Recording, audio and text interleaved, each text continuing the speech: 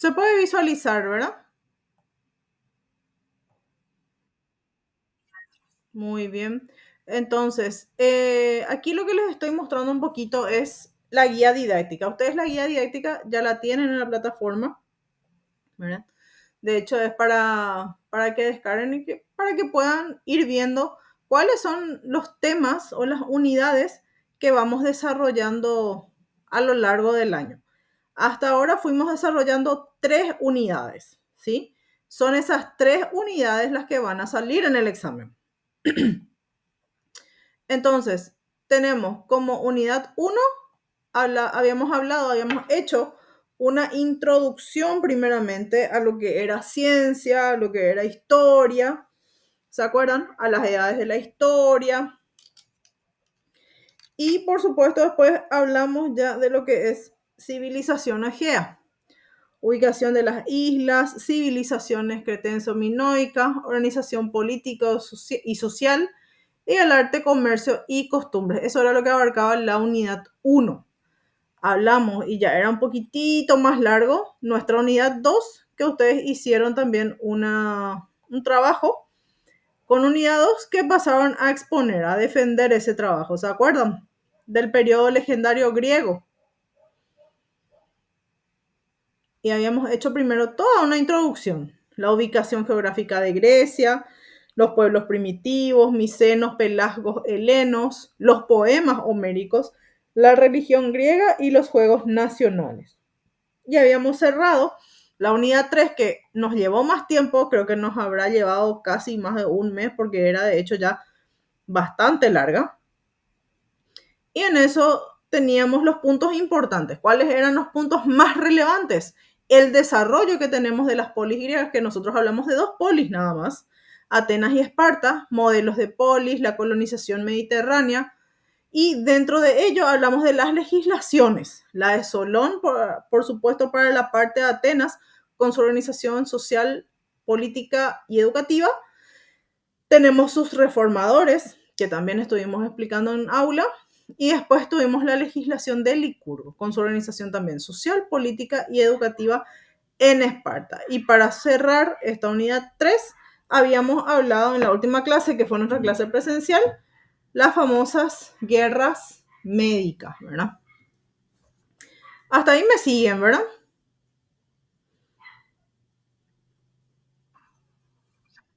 Ah, bueno. No, no sea que se haya ido mi internet, estoy hablando solita acá, ¿verdad? Ah, bueno, gracias. Que suele pasar. Muy bien, entonces, estos fueron los puntos importantes. O sea, esto es prácticamente lo que tenemos nosotros para estudiar. Ustedes saben, el examen es el próximo lunes. Entonces, en esta unidad 1, que es las civilizaciones del Egeo, quiero escucharles un poco a ustedes y vamos a ir haciendo una clase, a ver, no voy a decir invertida, pero sí voy a empezar a hacer preguntas. Eso es lo que quiero hacer con ustedes. Así que vamos con unidad 1. ¿Qué es la historia, primeramente?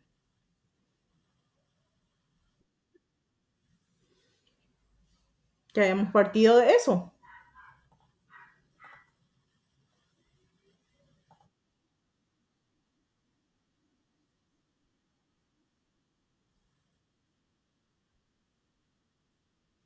Muy bien, bien, sí.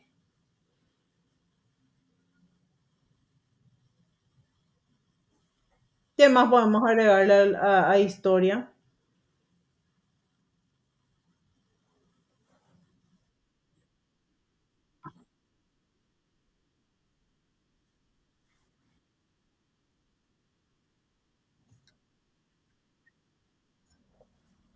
Ujú, bien.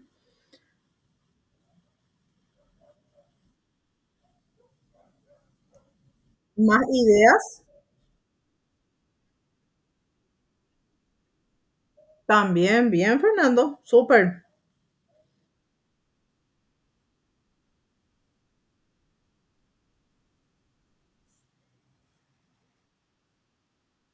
Sí, por eso es que decimos que es ciencia. ¿Eh? Sí, es ciencia, por eso justamente, ¿verdad? Aunque hay un debate siempre, ustedes siempre van a saber que hay debate sobre si historia es ciencia, no es ciencia, así como arqueología también cuando damos, ¿verdad? Si es ciencia o no. Pero lo que sí es cierto es que obedece, por supuesto, a ciertos métodos, por supuesto, métodos científicos. Entonces, sí podemos decir que la historia es una ciencia. Bueno, muy bien. Después, ¿qué otras palabras claves teníamos? En realidad tenemos muchísimas palabras en lo que es historia antigua de Grecia y Roma. Así como arqueología, yo no pretendo que mi examen sea memoria pura. Si bien historia, por supuesto que es memoria, no vamos a decir lo contrario. Hay ciertas fechas que por supuesto no podemos inventarlas, ¿verdad? Pero me gusta mucho que se desarrolle y se pueda explicar con palabras propias. O sea, siempre eso es bienvenido y aceptado en las dos asignaturas, ¿verdad? Muy bien, habíamos hablado después de las ciencias auxiliares de la historia. Por supuesto que sabemos que hay millones de ciencias auxiliares de la historia, ¿verdad? Pero ahora les quiero escuchar un poco, a ver, ¿qué recordamos de esa unidad? ¿Cuáles pueden ser una ciencia auxiliar? Ustedes pueden poner las que quieran, porque esto no es algo cerrado, no es solamente lo que dimos en clase lo que vamos a poner en el examen. ¿Por qué? Porque por supuesto, y voy a decir siempre, siempre hay mucho más en historia. Por eso que te dice, los puntos importantes son estos. Ya está, se dan los puntos importantes. Pero hay más, siempre hay más. ¿Verdad? Entonces, ¿cuáles pueden ser unas ciencias auxiliares? De hecho, que a la profe le encanta y va a salir, ¿verdad? En el examen en que Cristian siempre ama tanto mis mapas, ¿verdad? Por supuesto. Bien, bien, claro, claro. Bien.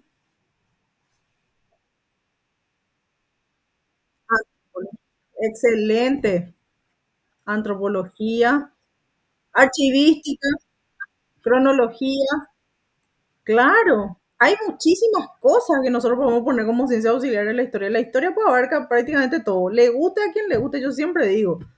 No te gusta, excelente, pero igual abarca, pues. ¿Verdad? ¿Por qué? Porque el ingeniero, ¿qué va a hacer? El ingeniero por lo menos va a estudiar la historia de la ingeniería. ¿Qué te va a estudiar psicología? La historia de la psicología. ¿Verdad? ¿Qué te va a estudiar ciencia de la educación? La historia de la ciencia de la educación. O sea, todo tiene historia. ¿Entendés? Hasta matemáticas. Con el libro de Baldor, que yo sufría con el libro de Baldor y siempre estaba toda la historia, porque yo cuando veía el libro de Baldor a mí me interesaba ver esas letras pequeñitas, porque ahí es donde estaba la historia, ¿verdad? A mí me interesaba su ejercicio, a mí me interesaba qué es lo que...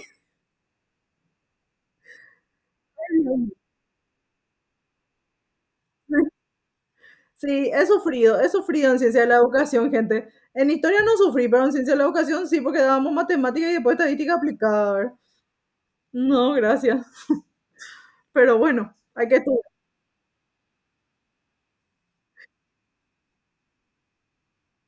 Sí, no, ya les digo. Gracias, paso. Era muy lindo, ¿eh? Hasta ahí nomás. Bien. Después hablamos de los periodos de la historia. Y ahí habíamos visto la prehistoria, solamente, esto es solo en línea general, o sea, no es que nos vamos a detener acá, ¿verdad? No es que esto, Dios mío, sí o sí va a salir en mi examen, porque no, no, pero es a nivel de cultura general y conocimiento general que es importante. Entonces, prehistoria tenía sus etapas y las edades de la historia, por supuesto, ustedes ya las conocen también, ¿verdad? Que son solamente cuatro. ¿Cuáles son las edades de la historia?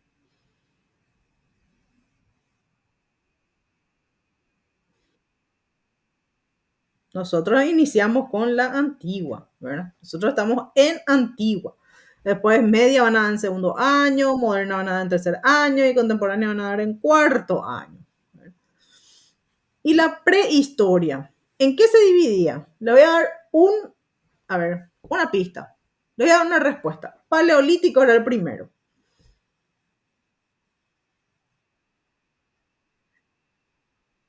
sí, sí, sí, los metales paleolítico, mesolítico y neolítico, nueva edad, ¿verdad? Sí, nueva edad. La edad vieja y después la edad nueva. Muy bien, vamos bien hasta ahora, ¿eh? Súper. Ah, y después, ahora sí, ya voy a usar lo que acá a mi querido Cristian le gusta tanto, mapa. Vamos a mapa. A ver,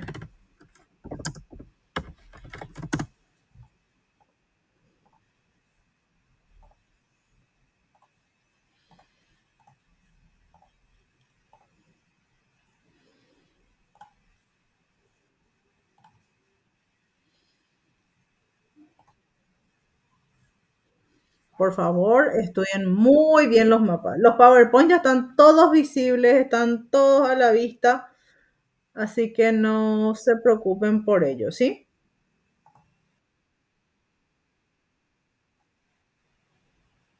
Muy bien.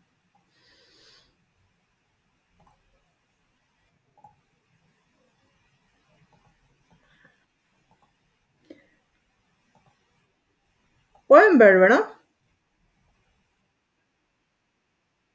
Muy bien, excelente. Y bueno.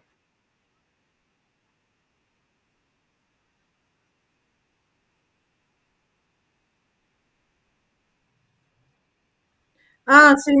Gracias a eso tenemos 700 guaraníes más de combustible. ¿Dónde está Irán? Irán está aquí.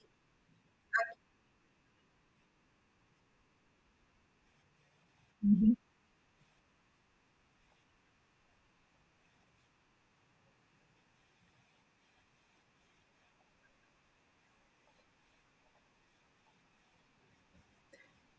¿Irán contra quién?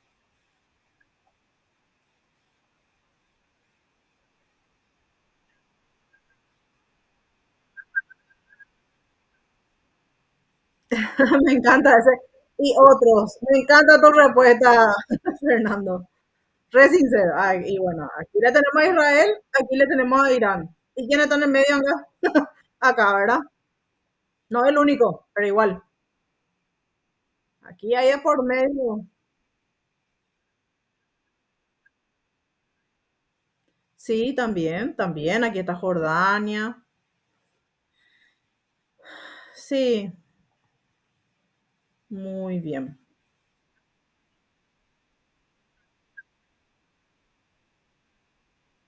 Sí. Irán no es pequeña, ¿eh? Vamos a ponerle un poco con los límites.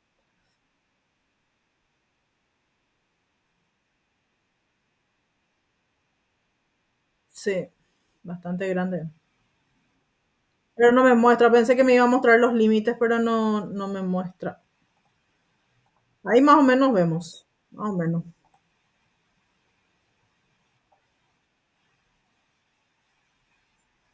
Ok. Mm,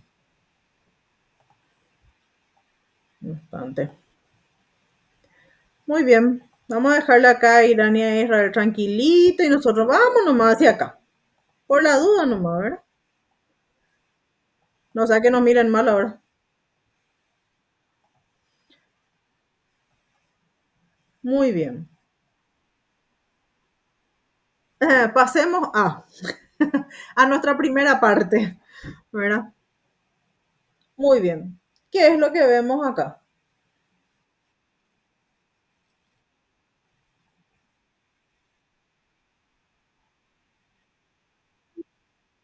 Sí,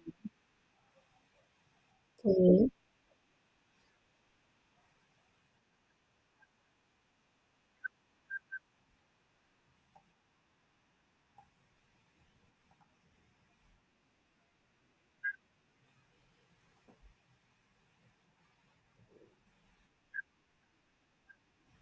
Muy bien, excelente. Súper bien. Nosotros solamente de estos lugares estuvimos hablando, empezamos a mencionar también otros lugares. ¿Qué otros lugares mencionamos?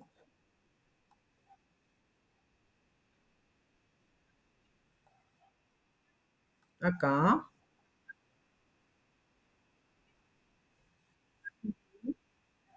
sí, muy bien, también.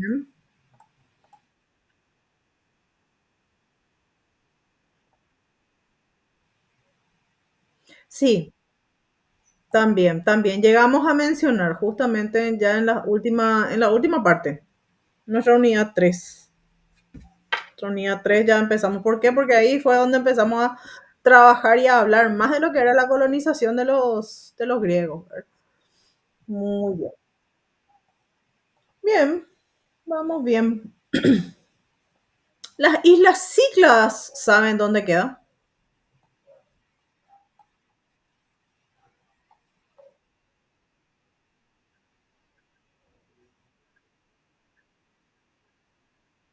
Sí, aquí. Muy bien. ¿Y las Esporadas?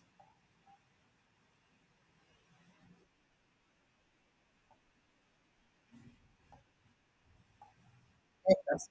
Sí. Es parte de.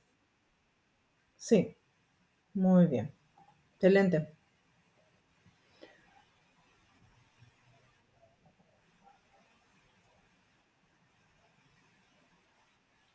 ¿De qué pueblos habíamos hablado primeramente en esta unidad uno? ¿Cuáles fueron los primeros en llegar?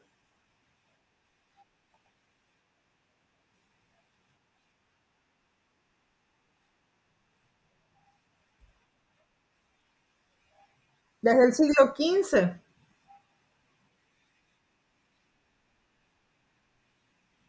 Aqueos, eolios, posteriormente los dorios en el siglo XII.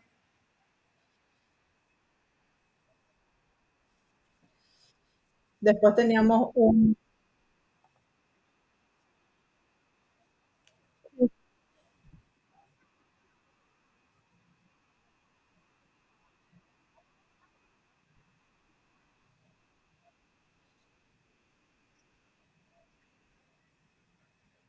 los que tenemos nosotros como primero son los aqueos y eolios. Sí, y después los dorios. De los pelagos se habla, pero se habla de manera muy, muy corta. No, no se presta, sabe que mucha atención a los pelagos, ¿verdad? De hecho, cuando yo trabajé para esta unidad, uno no, o sea que no le daban importancia, parece. Conste que busqué bastante. Eran aqueos, eolios y dorios. Sí, aqueos y eolios juntos, ¿verdad? Y después llegan los dorios.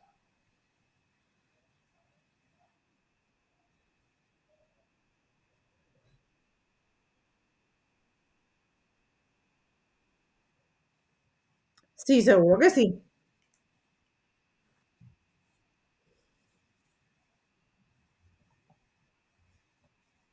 Muy bien.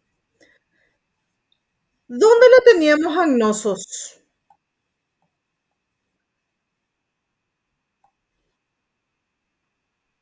En Creta. ¿Y dónde está Creta?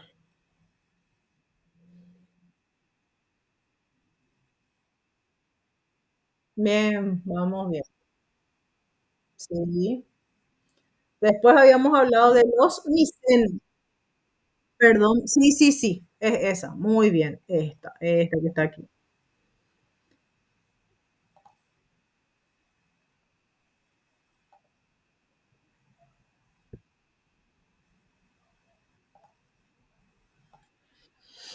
Pensé que me iba a mostrar algo más interesante, pero no. Bueno, continuamos entonces. Después de la civilización minoica, que la tuvimos aquí en Creta, le tenemos aquí a la civilización micénica, que es lo que nos comentó justamente Albertini, Fernando, ¿verdad? Los micenos me dijiste en algún momento, me parece. Sí. Bueno, ¿dónde estaba Micenas? Estaba al norte del Peloponeso, ¿verdad? Y cuando hablamos de Troya, hablábamos de Turquía. Sí, súper bien. Después hablamos de las famosas polis, ¿verdad? En la Edad Oscura, después hablamos de una época arcaica, en donde sí se había dado las características de lo que es Atenas y Esparta. Posteriormente, Edad Clásica, nosotros no llegamos para este examen a Edad Clásica.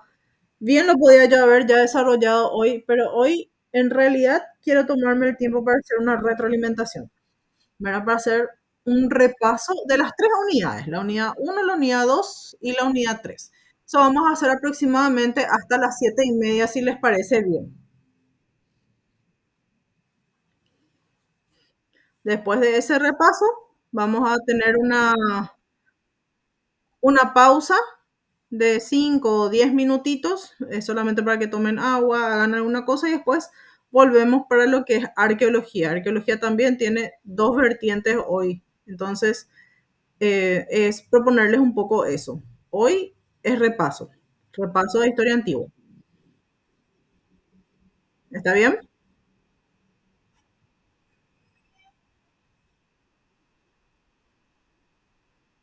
Por eso les hago las consultas. Sí, no, no hay problema.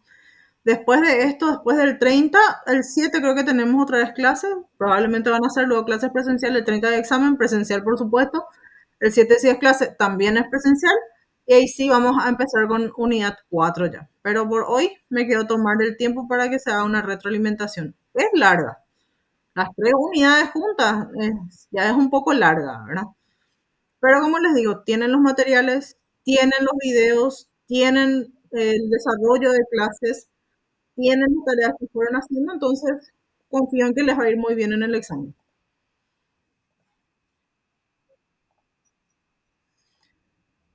Bueno, continuamos si les parece.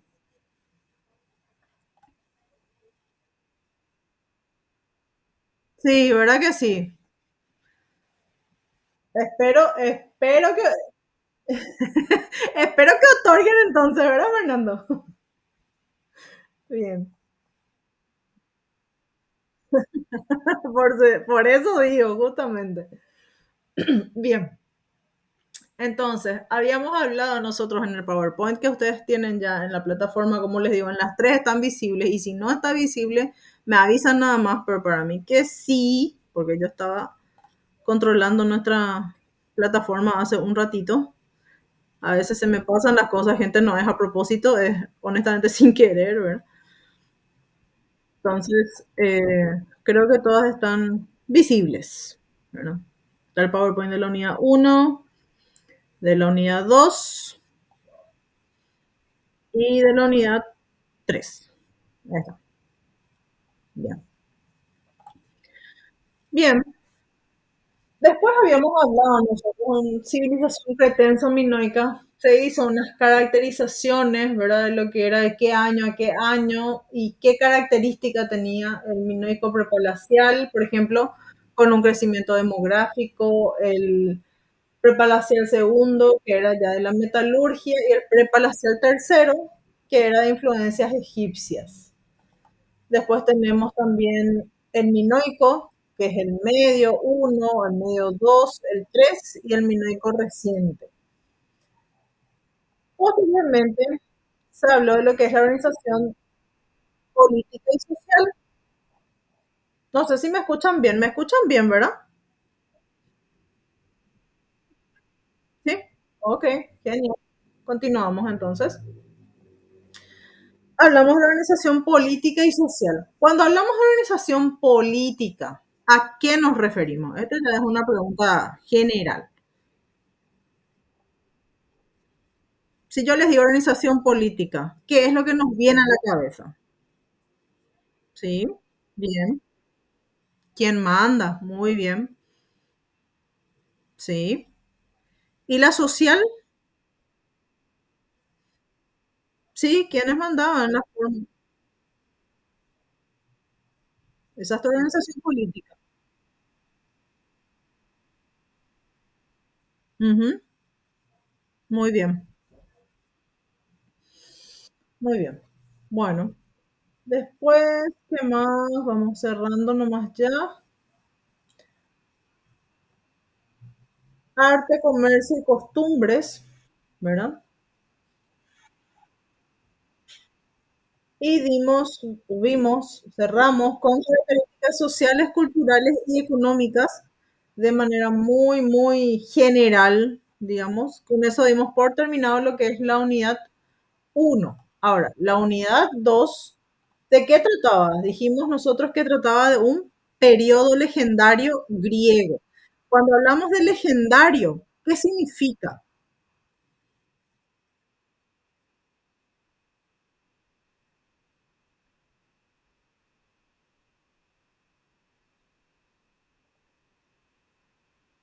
De mitos y leyendas, ¿verdad? Muy bien, perfecto.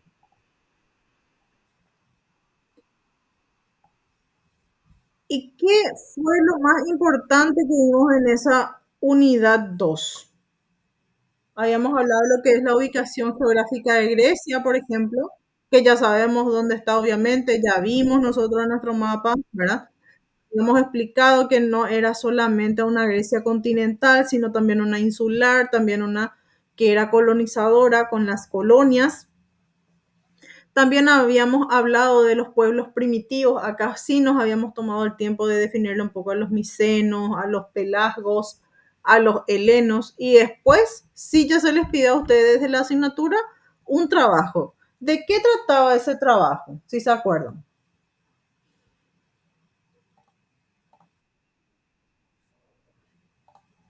Y ese que pasaste a exponer, ¿de qué era? De la Ilíada y la Odisea. Tal cual. Y nos acordamos un poco de la Ilíada y la Odisea.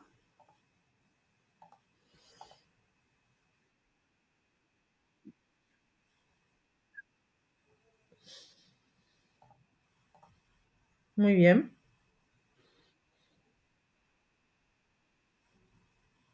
Sí.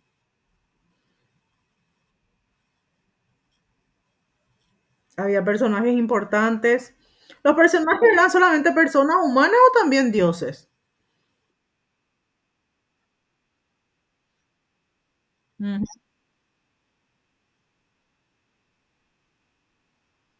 también, ¿cierto? Muy bien.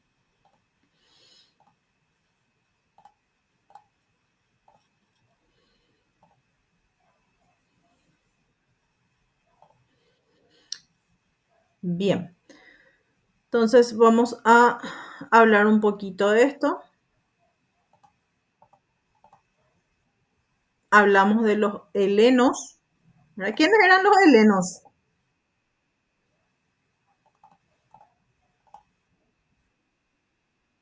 Los que habitaban la Hélade. ¿Y la Hélade cuál era?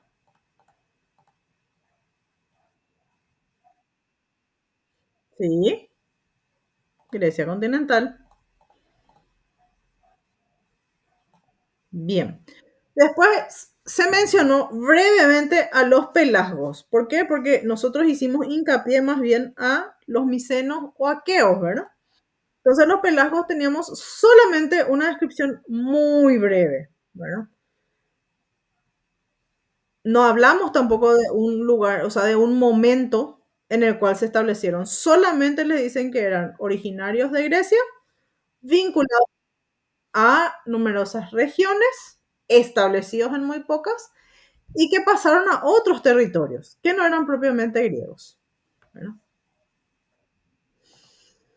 Muy bien, después sí nos centramos más en los micenos o aqueos, ¿verdad? Que habíamos hablado de nosotros de los micenos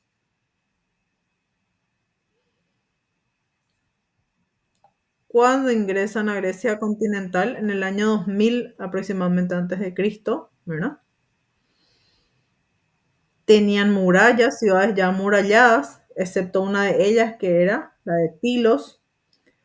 Construyen palacios, de hecho nosotros nos llegamos a mencionar varios momentos el tema del palacio.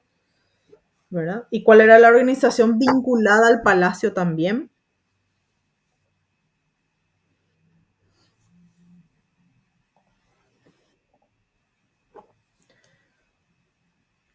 Teníamos a los reyes, teníamos lo que era el comercio y un artesanado. ¿Qué es el comercio? A ver si podemos definir con nuestras palabras. El intercambio, muy bien, excelente.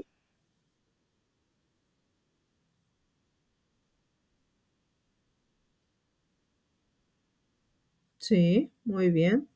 ¿Y el artesanado?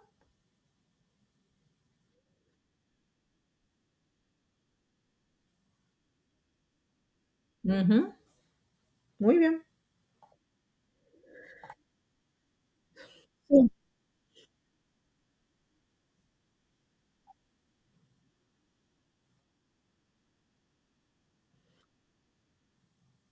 Ya se manejaba, de hecho, se manejaba moneda en muchos estados, eso fuimos viendo en la unidad, creo que 3 en donde te dice que sí, que ya había monedas, que cada estado, justamente eso era lo que definía polis, ¿verdad? Que tenían una moneda propia. No sé si desde el inicio, creo que no. El inicio seguro que era trueque, ¿verdad? Pero después con el tiempo sí ya, ya tuvieron la idea y el desarrollo de lo que es el tema de las monedas, ¿verdad? La acuñación de monedas.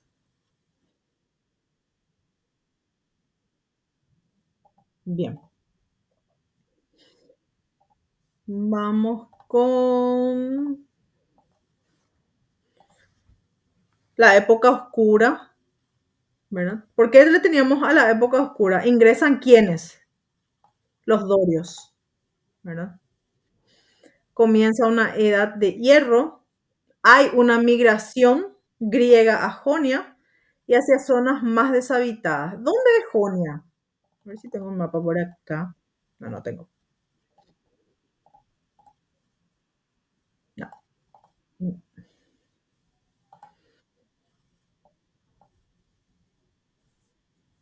Busquemos acá entonces. Jonia. ¿Dónde es?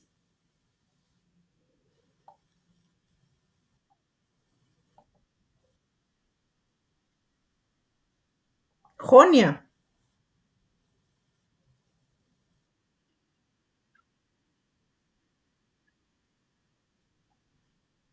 Acá. Pero Jonia, sí. Pero a los jonios nosotros como tal no le estudiamos aquí en el Peloponeso. Le teníamos más hacia Anatolia, hacia el sur. Sí, pero hacia acá, ¿verdad? Y tu Peloponeso. Ujú. Sí, sí, sí, que fue en la última clase que dimos las guerras médicas, ¿no se acuerdan? Justamente habíamos hablado de los jonios por el levantamiento que hubo.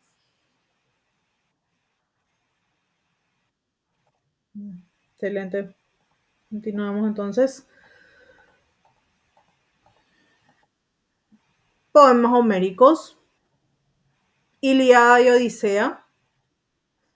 Hablamos del punto del conflicto, ¿cuál era? El rapto de Helena. ¿Quién era Helena? La mujer de Menelao. ¿Y Menelao quién era?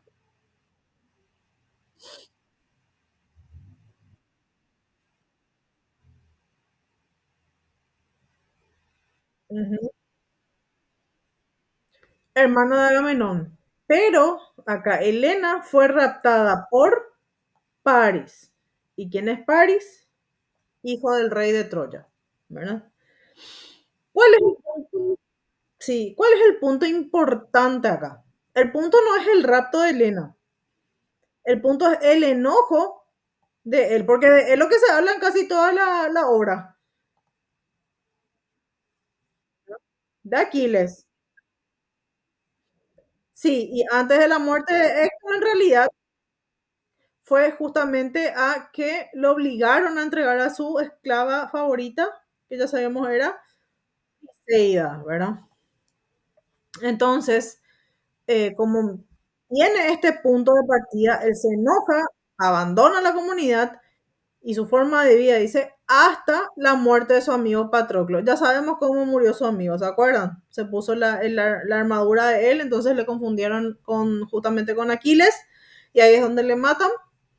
Entonces ahí Aquiles vuelve a unirse a la pelea, ¿verdad? Entonces, ¿cuál es el punto? ¿Cuál es la importancia de esta obra? No es la intención de incitar a la lucha, sino el de loar a los héroes, ¿verdad? De batallas pasadas, dice. Manifiesta el deseo de lo que es gloria y alcanzar el renombre entre los contemporáneos. O sea, ese fue el fin y la intención con la cual se escribe la Ilíada.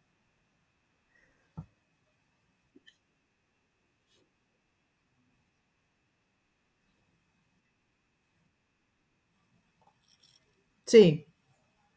¿Quién rey era?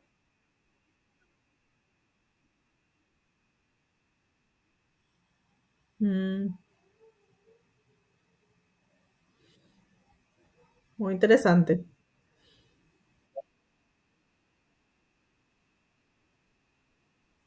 Por 3 días parece que fue.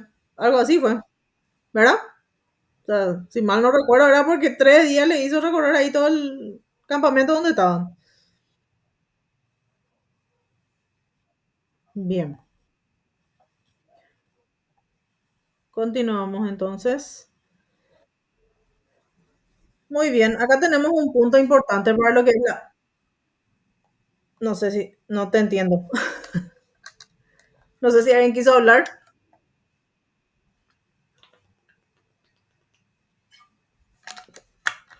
Muy bien, hablamos de la parte entonces de lo que es la clave económica.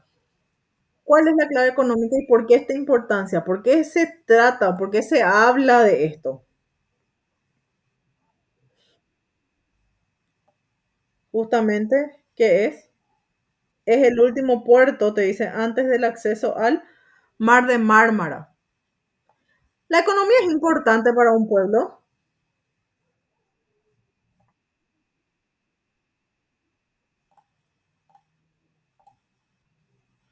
siempre, ¿verdad?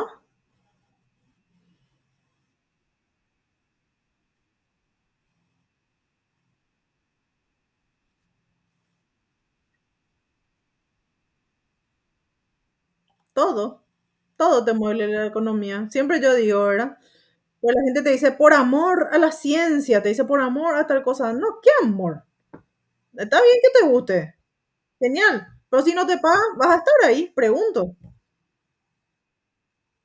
Yo le pregunto, ¿cómo se van a mantener? Del amor no se vive, ¿verdad? Entonces, ¿qué decía la música? No me acuerdo más.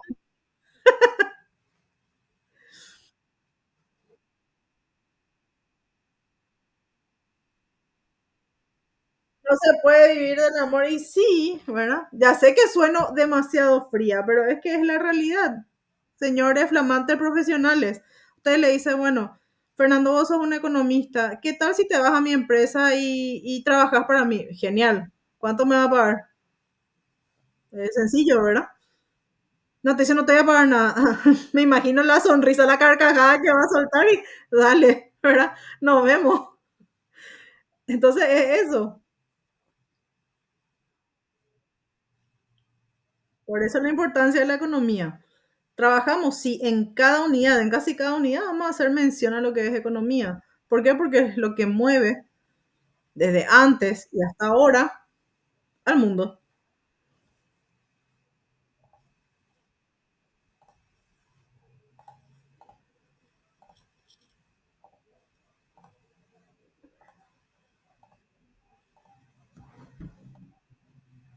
Continuamos. Entonces, la Odisea. ¿De qué trataba la Odisea? Muy bien, del viaje de Odiseo. El nombre digamos, del protagonista principal ya está ahí en el título, ¿verdad?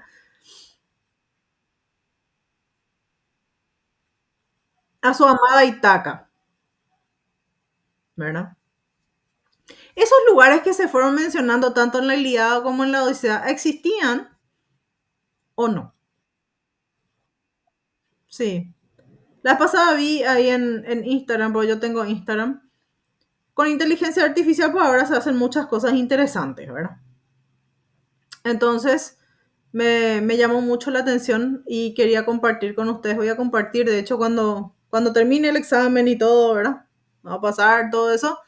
Ahora no les quiero estresar de más. Entonces, mostrarles un poco, porque hay como un video que fueron mostrando quiénes eran las mujeres más importantes de la Ilíada, ¿verdad? Quiénes fueron los hombres más importantes y cuáles eran los lugares históricos que va mencionando. Y súper interesante, a mí al menos me pareció muy, muy interesante esa forma también de mostrar, de enseñar, porque a veces pues leemos, ¿verdad? Leemos y en realidad te dice o te cita tantos lugares que bueno, de repente no sabemos si existe o no. Entonces me pareció interesante, muy interesante.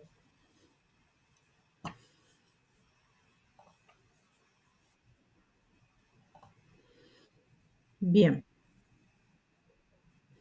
Tenemos acá la angustia del hijo de Odiseo, que era de Telémaco, ¿se acuerdan? De Telémaco. Estaba ya cansado de los pretendientes maleducados de su madre, ¿verdad?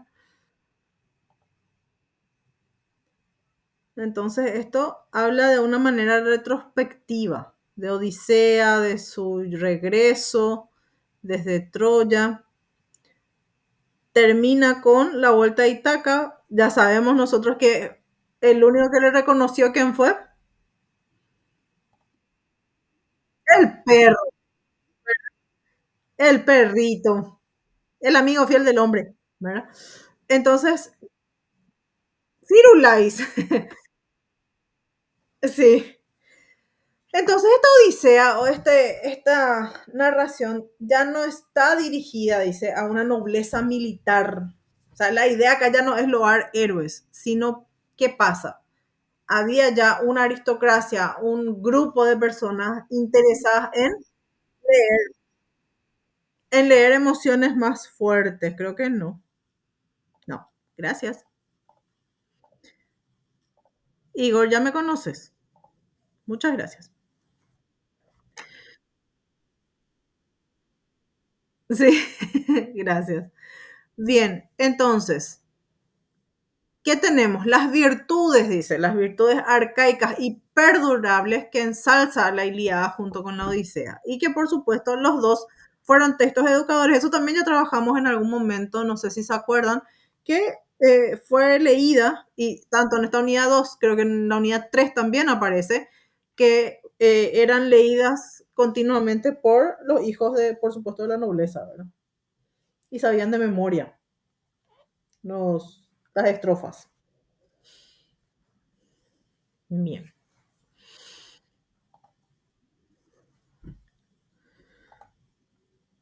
Tenemos acá un pequeño cuadro comparativo de lo que es la Ilíada y la Odisea. Ya sabemos, en la Ilíada que hay, ¿cuál es el tema? El enojo o la cólera de Aquiles, mientras que en la Odisea es la calma, es la perseverancia que tiene Ulises. La Ilíada habla de tiempos de guerra, mientras que la Odisea ya habla de tiempos de paz. El ambiente en la Ilíada, ¿cuál es? El héroe, el valor, mientras que en Odisea es ya lo nostálgico, las aventuras, la perseverancia que se tiene para poder ejecutar algo. El contexto en la Ilíada es el campo de batalla, mientras que en la Odisea, ¿qué es? El mar. Y en la Ilíada cerramos con un héroe valiente, mientras que en la Odisea le tenemos ya a un hombre hábil, prudente y audaz. Es decir, a un inteligente.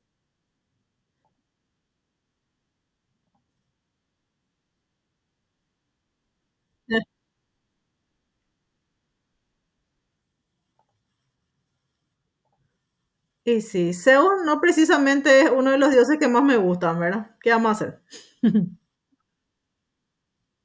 Mm. Ay, bueno, tomá, le dijo Zeus. Deja ya de llorar más o menos. ¿verdad? Sí, es que sí, eso es lo que te dice, justamente, ¿verdad? En la Ilíada que hay un hombre valiente, pero en la Odisea que hay un hombre inteligente.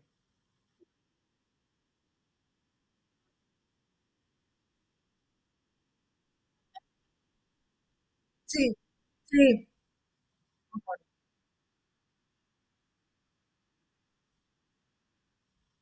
sí, claro,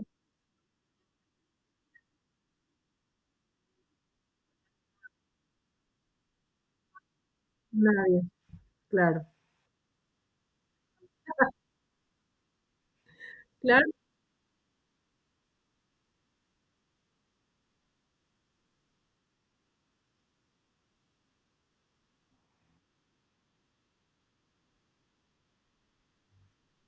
ujú. Interesante las aventuras de Odiseo. No, nunca, nunca hay que hablar antes de tiempo, gente.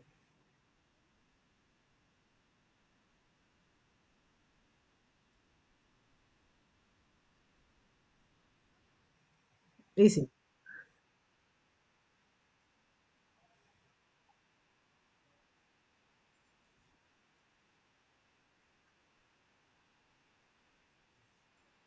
Ah,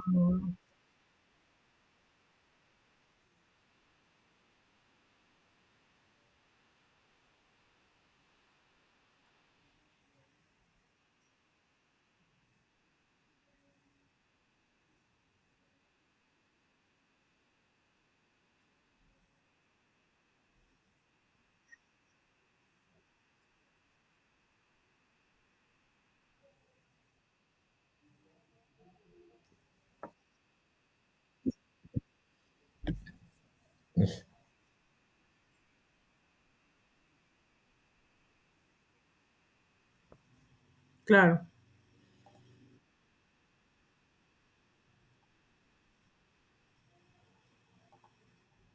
Muy bien, Igor. Muchísimas gracias.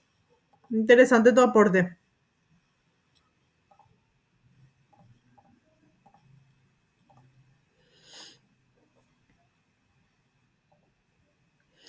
Muy bien, después ya le conocemos a este señor.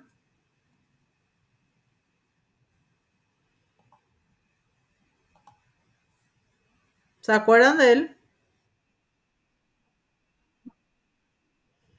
Sí. Supuestamente que encontró las ruinas de Troya. Sí,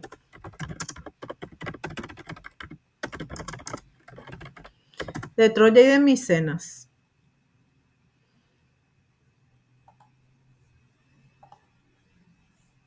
Que creo que les llegué a mostrar esto, ¿verdad? Sí, sí, llegué a mostrarles, solamente para que miren. Arqueológica de...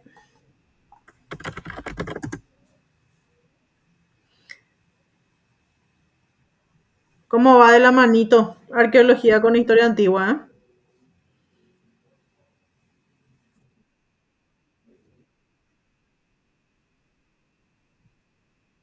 No, no la hay. Por eso la importancia de la arqueología. Este creo que no le mostré. No me acuerdo al menos. Micenas. Sí, sí, ¿verdad? Mm, ujú. Evidentemente es un museo. Obviamente este es un museo. Muy bien. Continuamos entonces con lo nuestro.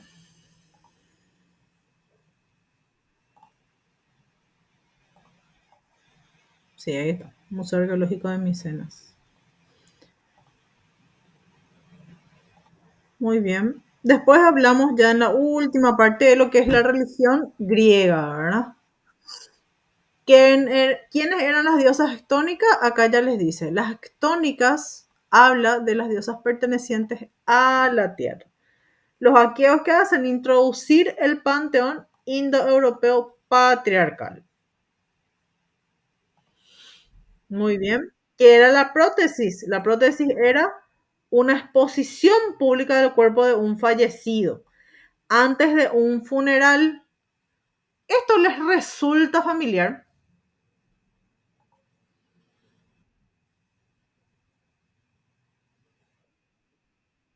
El famoso velatorio. Lo hacemos acá en Paraguay todavía. Sí, lo hacemos ahora. Ojo, ahora, porque durante la época de la pandemia se acuerdan que fue prohibido. Y me acuerdo, me acuerdo. Entonces, lo deja. Sí, tenés razón. O sea, es que en el interior puede ser. Puede ser. ¿Quiénes eran las plañideras, Gerardo? Las famosas lloronas, ¿verdad? Dios mío, qué cosa que no me gusta, pero se respeta obviamente las culturas, por supuesto, ¿verdad? Pero a mí me incomoda mucho. No me gusta.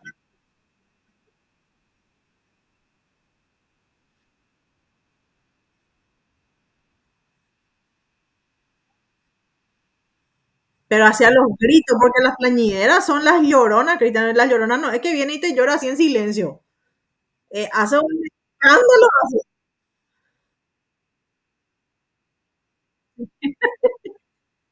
Realmente. Sí,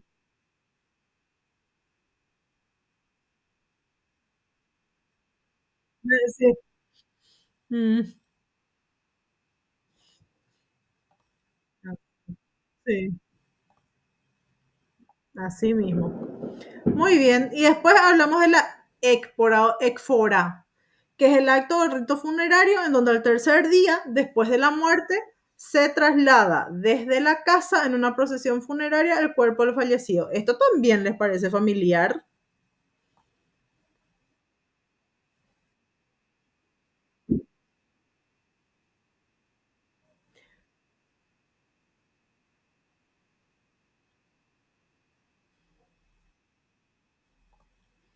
O los que de repente, famosos cuando sus familiares en el extranjero, sí, se espera, se espera.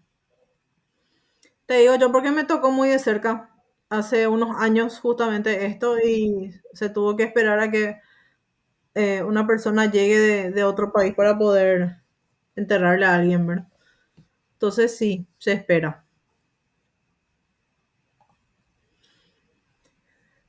Bien, continuamos entonces.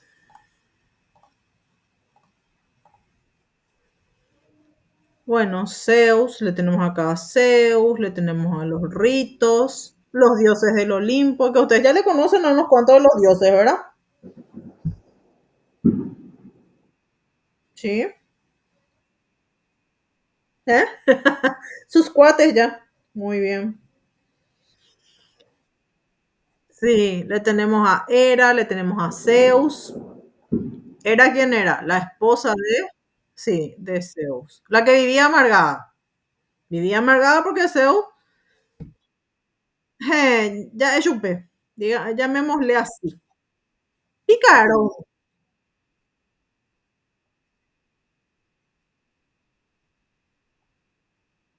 Era muy... Pero por supuesto, claro que sí, ¿verdad? Pero él vivía muy feliz, porque creo que tuvo hijo con casi todas las diosas, las semidiosas, bien, ¿verdad? Pero sí, no tenía ningún problema Zeus, justamente. No, sí. Entonces no había problema con Zeus. Muy bien. Exacto, sin ningún inconveniente. Bueno, le tenemos aquí a Afrodita. Nos acordamos de Afrodita, asociada a quién? Al amor, a la belleza, al placer. Y le tenemos a Dionisio, asociado a lo que eran las orgías y los símbolos. fálicos. ¿Saben qué es símbolos fálicos, verdad? Sí, la farra, por supuesto. El vino, por eso que tiene ahí en la mano justamente una bebida espirituosa, ¿verdad?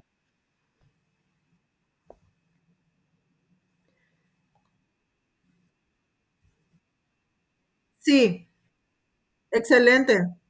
Gracias, Fernando. Eso es. Sí, muy bien. Dioses y hombres, ya sabemos eso. El hombre dice no debe aspirar a convertirse en un dios, sino va a incurrir en lo que es un grave pecado. Y lo contrario a este pecado o desmesura lo tenemos como la famosa virtud o arete. Muy bien, después, para ir cerrando ya, hablamos un poco de lo que eran los juegos nacionales. Después tenemos prácticamente con eso cerramos, ¿verdad? ¿Cuáles eran las modalidades? La primera Olimpiada cuando se realizó, que no eran solamente justas deportivas, sino poéticas y religiosas también. Y las modalidades, que eran carreras a pie, con armas, carreras de caballos, boxeo, dice, especie de lucha mezclada con lo que es pugilato. Pugilato era el famoso boxeo. Y el pancracio, ¿qué es el pancracio? Y esa lucha mezclada. Cerramos unidad 2. Señor, te escucho.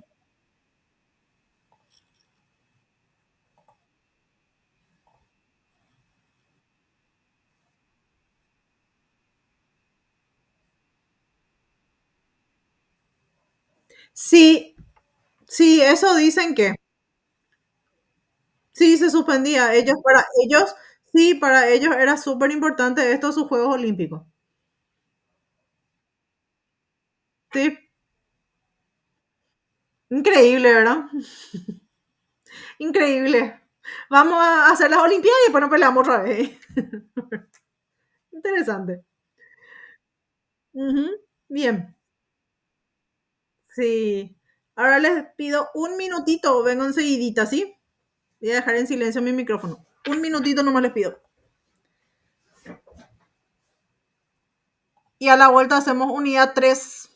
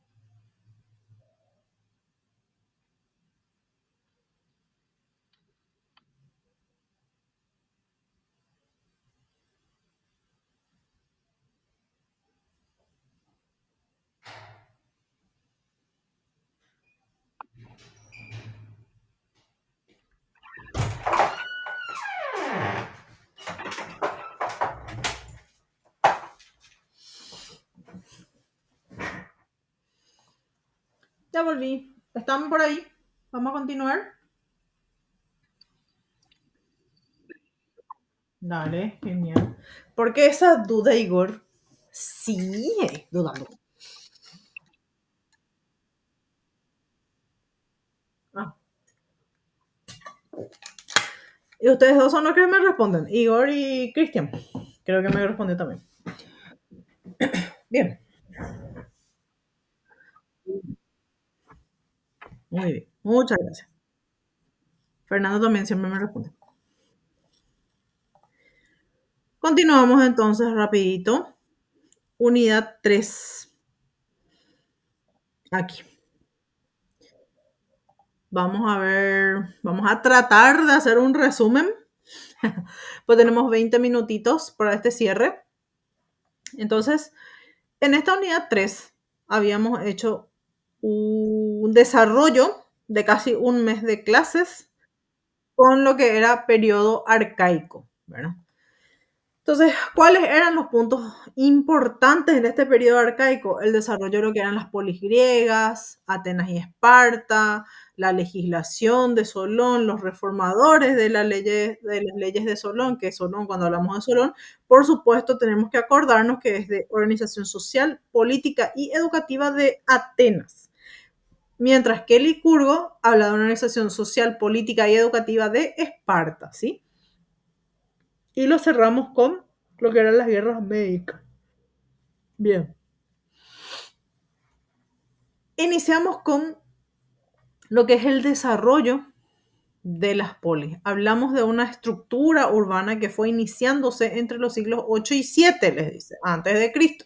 Entonces, ¿de qué estamos hablando? Hablamos de una acrópolis. ¿Qué era la acrópolis? Era una suma, dice, de ciudadela y santuario. ¿Cuál era la definición etimológica? Acro, que era alto, y polis, que era ciudad. Entonces era una ciudad alta. Entonces también se destaca que entre los siglos 8 y 5 es lo que nosotros denominamos un periodo arcaico para poder tener más o menos una idea de cuáles son los siglos de los cuales nosotros estamos hablando. Entonces, ¿qué era el ágora? Acá decimos, los vecinos iniciaron o empezaron a reunirse voluntariamente en el ágora. ¿Qué era el ágora?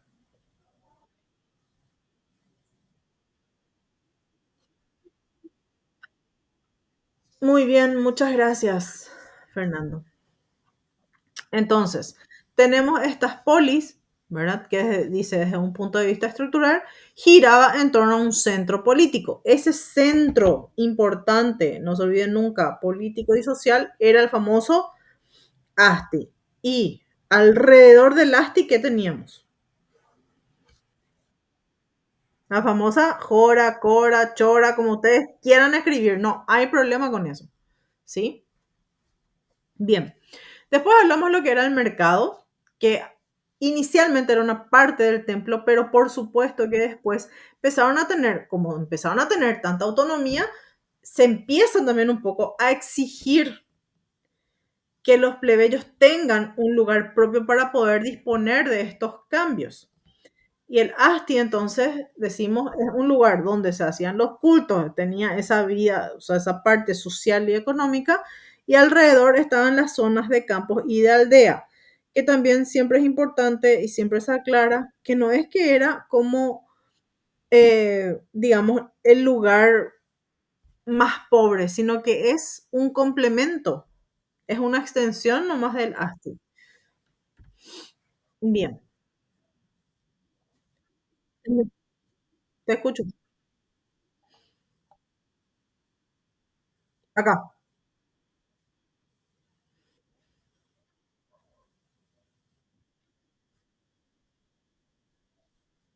Perdón, no te entendí. Está entrecortadito.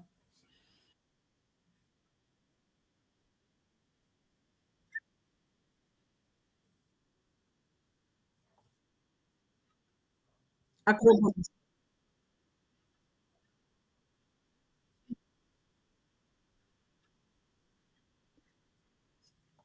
Algunas, algunas tenían, no todas. Sí, las más resaltantes. Dice que, justamente leí eso en estos días, que algunas tenían acrópolis. No solo Atenas. Atenas, por supuesto, era el centro, todo lo que quieras, ¿verdad? Por eso siempre se habla, y acá nosotros solamente nos referimos a Atenas y Esparta por justamente el desarrollo y el modelo de polis. Pero acuérdate que las polis eran muchísimas, ¿verdad? Ahora, las que tienen esa ciudad alta, como vos me estás justamente planteando, sí, porque acuérdate que con el tiempo hay otra polis que le hace mucha competencia a Atenas. ¿verdad? Que es la llamada, ¿cuál? ¿De cuál? Sí, la otra,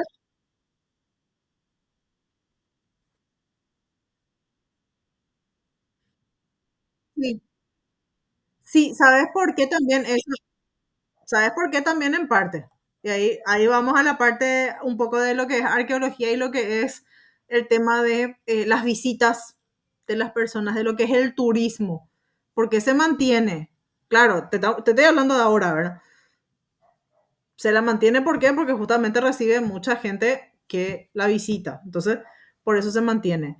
Pero, como te digo, no era solamente Atenas, Tebas, por ejemplo, que era una también de las ciudades importantes en su momento, que le hizo una competencia muy fuerte a Atenas, también tenía su propia acrópolis, ¿verdad? Entonces son pocas. De repente como que se presta un poquitito a confusión qué es lo que es la acrópolis, ¿verdad? Yo varias veces leí para tratar de entender qué es lo que era, ¿verdad? Me dicen Ciudad Alta, pero no me estás diciendo nada con Ciudad Alta, o sea, ¿cómo es la cuestión? Y en realidad eran personas así, un grupo de personas importantes, las que están ahí en la parte de lo que es el templo de Atenas, ¿verdad? Y no es solamente templo, sino también, sí, más alejadas, digamos. Sí, más lindas, más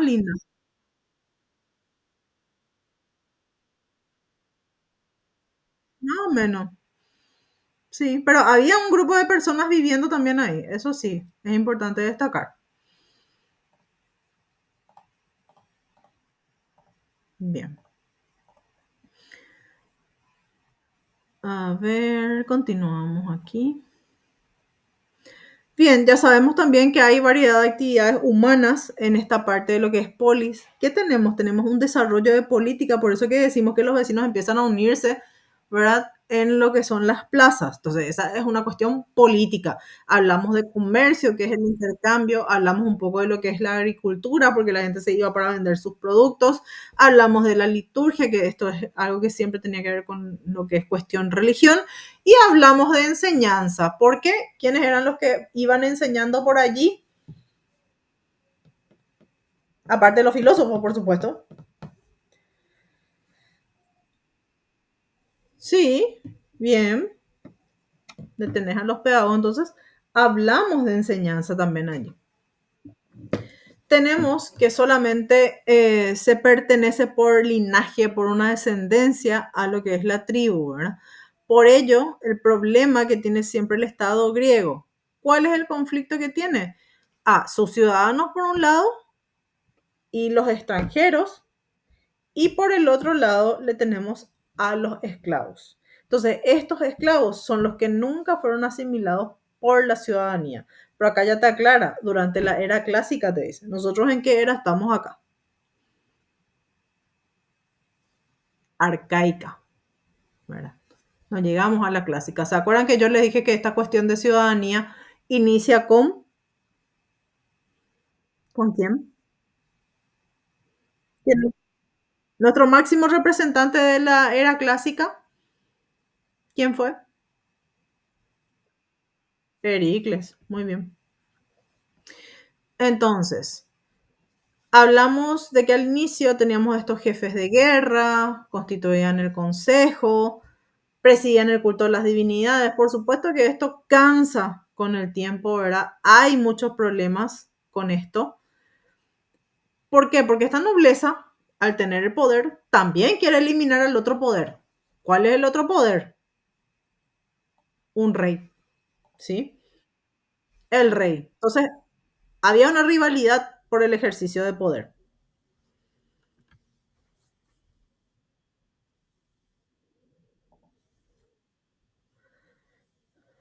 Bien, entonces, estos nobles, ¿quiénes eran estos nobles? Cualquiera puede ser un noble,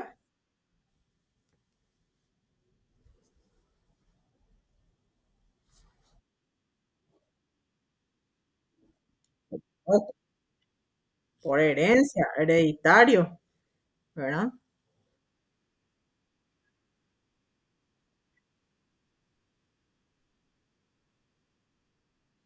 por supuesto, exacto.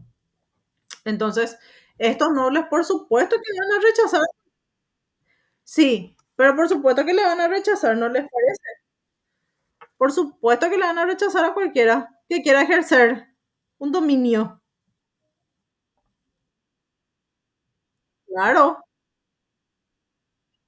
no, y de hecho que no le van a dejar tan fácilmente. Por eso es que hay una lucha y es interesante cómo va cambiando, cómo va desarrollándose las estructuras justamente, ¿verdad? Entonces, iniciamos con quién, con un famoso arconte, ¿verdad?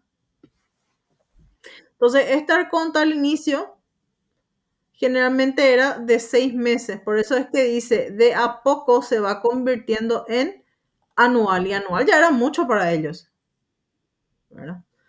Entonces, este arconte elegido por consejo y asamblea, pertenecían a lo que es la nobleza o entraban a la nobleza una vez que cumplían el cargo de arconte.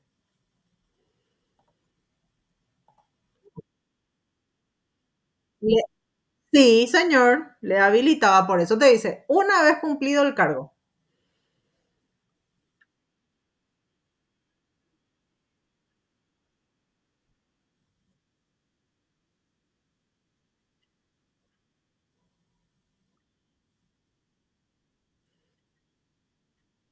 Sí, sí, sí.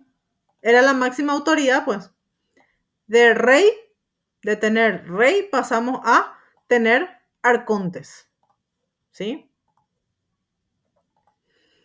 Bien, continuamos con esto. Hablamos después de Esparta. ¿Qué teníamos nosotros de ideas importantes, ¿verdad? O de características importantes de Esparta? Esparta fue invadida por los dorios, ¿verdad? ¿Dónde se ocupó? Laconia, en cerca, al menos del río Eurotas, ¿verdad? Nunca pierde el aire de campamento militar, eso yo creo que sabemos demasiado bien, ¿verdad? También sabemos lo que significó Esparta en su momento. Y también habíamos estudiado la organización social de Esparta, ¿se acuerdan? Los famosos homoioi, los famosos hilotas, los periecos, ¿verdad? ¿Qué significaba ser hilota en este caso? Y ella les dice, sí, esclavos del Estado, básicamente no eran ciudadanos, ¿verdad? ¿Y qué significaban los iguales o los homoioi? Sometida a lo que es el Estado militarista. Entonces, funcionarios son los que deciden la supervivencia de los hijos, no los padres, ¿verdad? ¿Y quiénes son los homoioi iguales? Son los famosos espartiatas, ¿verdad? Entonces, estos espartiatas descendían, por supuesto, de los conquistadores. Y sus vasallos eran los hilotas, que decimos que no tenían prácticamente derechos, que es lo que acaba de decir Fernando. Y por el otro lado le tenemos a los periecos. ¿Quiénes eran los periecos? También esclavos, libres, ¿verdad? Estaban sometidos a una autoridad, pero tenían ciertos derechos. La supervivencia en Esparta era en base a la inteligencia, o sea, no en base a la inteligencia, mejor dicho, sino en base a la fuerza. Fue cabeza de la Liga del Peloponeso, la fuerza militar más poderosa de Grecia y la polis líder de los griegos frente a la amenaza de la invasión de los persas. Eso nosotros lo desarrollamos muy bien en lo que fue guerras médicas. Pero después de las guerras médicas dijimos que ya estaba en puertas otra guerra, justamente. ¿Cuál era?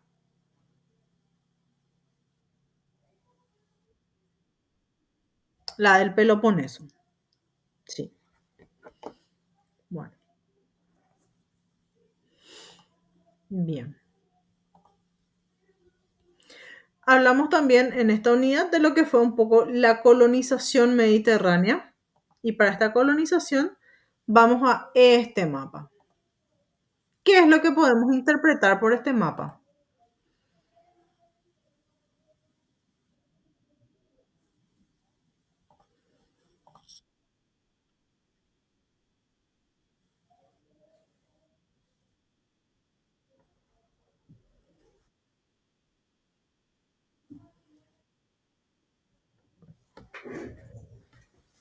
Ujú.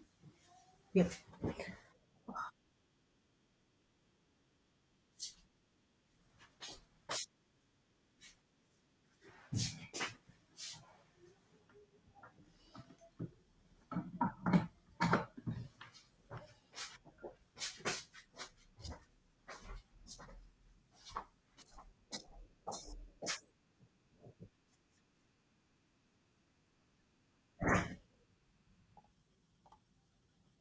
Sí, porque me fui a conectar mi computadora, por eso no. Ya estoy. Sí, les estaba escuchando, gracias a los que respondieron.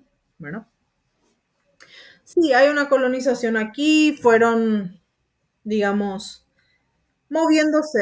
¿Por qué les parece a ustedes que a los griegos les era tan fácil esta movilización y esta conquista y colonización? ¿Qué teníamos nosotros de tipo de poder en algún momento? Porque también lo habíamos mencionado, ¿verdad?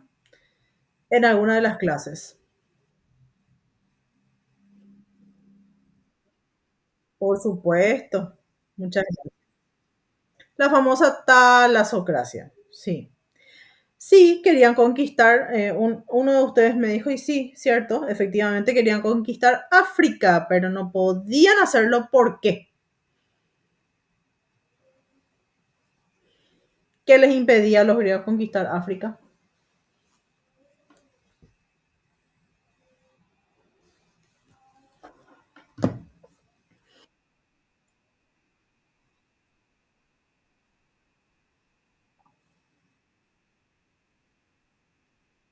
Sí, muy bien, excelente. Bien, les quiero consultar. ¿Les parece si continuamos con el repaso hasta terminar? Porque son las 7:30. Entonces quiero escucharles a ustedes.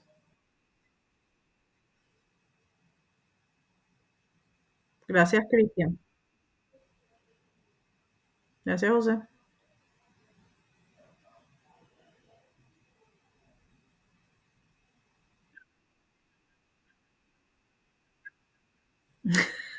Sí, el reto está muy calladito. Asumo que otorgan realmente.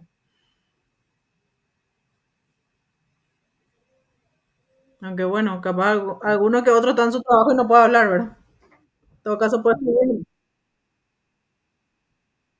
Sí, vamos a cerrar porque falta todavía. 7:30 es ahora. Bien, esta. Continuamos.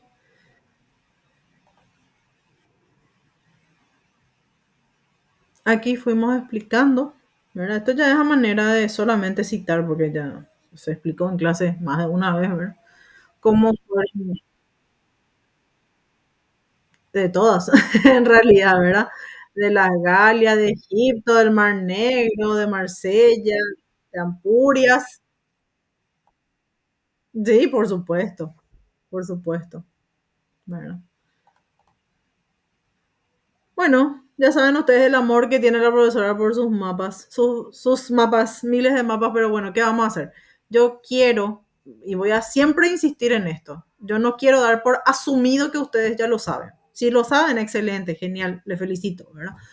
Pero si no, justamente para eso están estos mapas, para ir mostrándole los lugares, porque un mapa jamás te va a poder mostrar todas las situaciones que vamos dando o desarrollando en clase. Por eso es que yo me tomo el tiempo de ir buscando de repente los mapas, ¿verdad? Si nosotros hablamos de lugares, por supuesto que tenemos que saber por lo menos dónde está, por lo menos, ¿verdad? Bien, Cartago, colonia de Tiro, y acá nosotros es justamente lo que mencionamos hace un rato, ¿verdad? Fue fundada ¿por quién? Sí, acá hay una presencia, dice, no solo económica, militar también. Entonces, estos fenicios son los que impiden la expansión de los griegos en el norte de África. ¿Y dónde le tenemos a los fenicios? Acá están los fenicios. ¿Dónde está Cartago? Aquí está Cartago. Sí, díganlo. excelente, sí, muchas gracias. Entonces, a ver, ¿qué tenemos aquí? Mm, Acá, justamente, José, el que me preguntó hace rato, dice, comienza a finales del siglo VII en Jonia, fue adoptada a lo largo del siglo VI. ¿De qué estamos hablando? Bueno, estamos hablando de la invención y difusión de la moneda, ¿verdad? Y después hablamos de este señor. Más de una vez ya hablamos también de este señor en clase. Primero, por supuesto, vamos a citarle al anterior. ¿Quién fue el primero? El primero fue Dracón. Hablamos de Dracón. ¿Qué es lo que intenta hacer? Empieza o inicia con una serie de ideas para poder sacarle unas facultades a los nobles mediante una publicación, recopilación y publicación de leyes. Aquí en clase nosotros le tenemos abogados, ¿verdad? Cristian, vos sos abogado. Creo que sos el único abogado, ¿verdad? No tengo otro. Ah, cierto, Mercado también está por ser abogado. Entonces, ¿por qué hablo de la cuestión de derecho acá? Porque acá les dice recopilación y publicación de leyes hasta entonces transmitidas de manera oral. Hoy en día es suficiente con que la podamos transmitir de manera oral.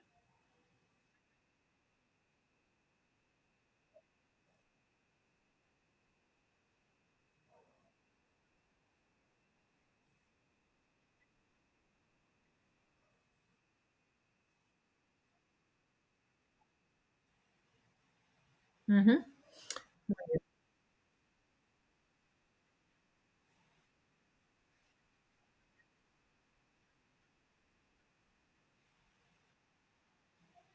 ujú.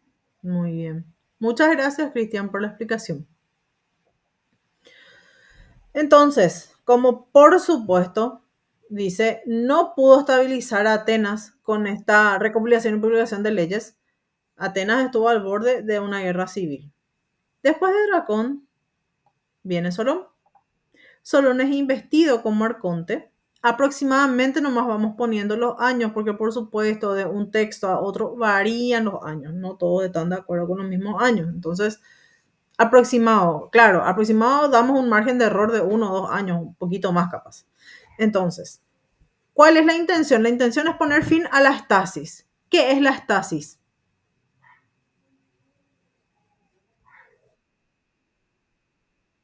Exacto, ¿verdad? Entonces, crea, dice, un sistema de leyes que facilita las concesiones a la aristocracia. Quiere intervenir en las leyes públicas de Atenas. Entonces, a dónde él quería atacar? A la famosa posesión de tierras concentradas en manos de unos pocos, limitando los derechos de los acreedores. Entonces, la intención era ya evitar la explotación abusiva del campesinado. Y tenemos una creación de jerarquía, dice censitaria, de 4 clases o timocracia. ¿Qué era la timocracia? Ejercer el poder los ciudadanos que tienen un cierto nivel de renta. Entonces, esta clase no se basaba en lo que es el dinero como tal, sino en la explotación agrícola. Entonces reconoce la riqueza por encima de la sangre para poder acceder al poder. Y teníamos 4, ¿se acuerdan? Las 3 primeras clases que tienen el acceso a un consejo destinado a preparar los debates. Y después le tenemos a una 4 clase, los tetes, que eran los famosos jornaleros que participaban también de la asamblea. Entonces, las primeras 3 clases, ¿cuáles eran? Eran estas que estamos viendo acá. Pentacosio Medimnoi y Peis Caballeros y los Seuguitas. Teníamos a la ULE 400, los incluidos que son los tetes. ¿Para qué? Para poder participar de una asamblea. Entonces, ¿qué estamos acá haciendo? Estamos asentando las bases de lo que después, posteriormente, hablamos de la famosa democracia. Bueno, bien. Después Solón desaparece y se quedan ¿quiénes? Tres representantes. Megacles. Megacles le representa a los comerciantes y pequeños campesinos. Le tenemos a Licurgo, que le representa a los terratenientes. Y le tenemos a Pisístrato, que le representa a los pobres y descontentos. ¿Verdad? ¿Qué hace Pisístrato? Con un guardia personal de 50 hombres, se convierte en tirano con un consentimiento general. ¿Qué eran las tiranías en este entonces? Monarquías autócratas, que duraban relativamente poco. O sea, estamos hablando de que duraban 1 o 2 años, como es en este caso, ¿verdad? Del 61 al 59. Entonces, en estos 2 años, dice Pisístrato, no modifica las magistraturas, ni altera las leyes, los deja así tal cual. Lo único que hace es desterrar a unos pocos aristócratas. Tampoco lleva a cabo la distribución de tierras que esperaban la gente que por supuesto estaba de su lado, ¿verdad? Sino que lo único que hace es confiscar propiedades de los aristócratas a los que él desterró y a dividirlas entre los campesinos. Si busca que no haya tantas quejas, entonces incrementa la importación de trigo, ¿verdad? Y acá, por supuesto, va mejorando las condiciones de vida, se deja de reclamar la distribución de tierras, porque eso es lo que están reclamando. Entonces, dice, estas realizaciones hace posible, ¿por qué? Porque no modifica lo que es la constitución de Solón. La única innovación que hace es el establecimiento de jueces en los campos para poder impedir que los campesinos emigren a Atenas. Se preocupa por los cargos importantes. ¿Por qué? Porque él creía que deberían ser ocupados por personas de confianza. Y aquí les hago una pregunta. ¿Hay ciertos cargos que son de confianza? ¿Esto es cierto o no?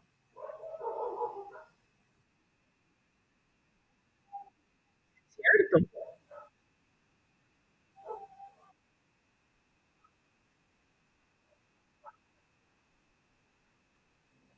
Y vamos, ¿verdad? Una cuestión,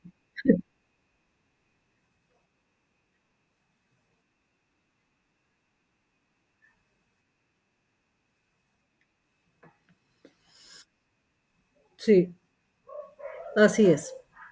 Entonces él fue derrocado y expulsado de la ciudad, ¿verdad? Viene una segunda tiranía, desde el 559 al 556, en donde él ya se alía con Megacles, a cambio del casamiento con su hija, ¿verdad? Después de una batalla, retoma la tiranía de Atenas. Muere en el 527 y le suceden sus dos hijos. Hipías fue derrocado con la ayuda de Esparta, dice. Y Parco fue muerto rápido porque, bueno, a él le interesaba, dice, más la poesía, entonces no estaba tan metido en lo que es la cuestión política. Después le sucede Clístenes, que fue un arconte en el 508 y revoluciona la política. ¿Por qué? Porque establece una democracia total. Acá vamos cambiando. ¿Se acuerdan que la bule era 400 con Pisístrato? Ahora con Clístenes son 500. ¿Verdad?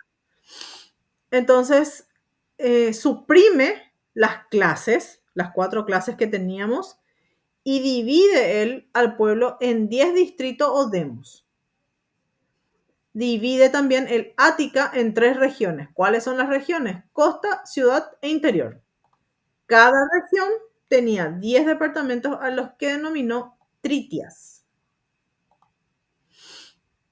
Entonces, ¿qué es lo que él intenta hacer? Mezclar a la población y convertir en ineficaces los antiguos lazos clientelares. Ustedes saben lo que es un lazo clientelar.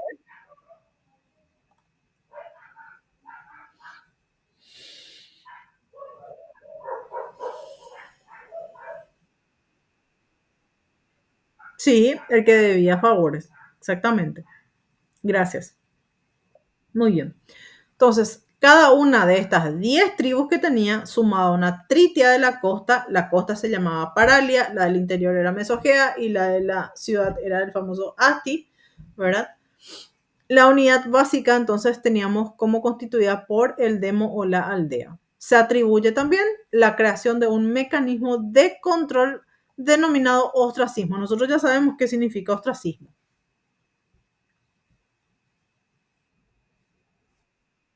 El destierro. ¿A quiénes le desterraban?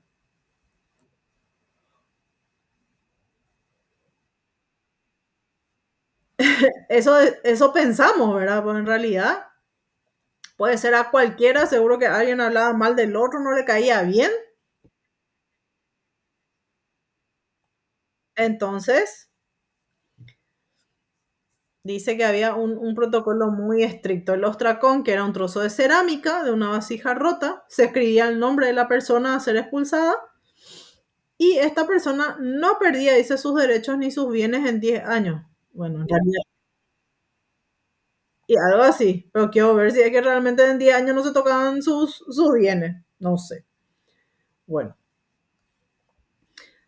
después tenemos a la institución democrática que era la Eclesia. ¿Qué era la Eclesia? La Asamblea General de Ciudadanos, donde todos los varones mayores de edad podían asistir y participar. Lo crucial, lo importante para ellos era hablar de manera sincera, ¿sí? Entonces, no es solamente una representación política a través del voto, sino una participación realmente libre y sin peligro en una conversación pública, sin peligro a que después se le haga algún tipo de cosas, ¿verdad? Entonces, la iglesia, por supuesto, era demasiado excesiva. ¿Por qué? Porque estaban todos los hombres mayores de edad. Entonces, había un consejo de los 500 y era el que normalmente va legislando y marcando las directrices políticas. Bueno, los consejeros se elegían al Consejo de los 500 sacados anualmente.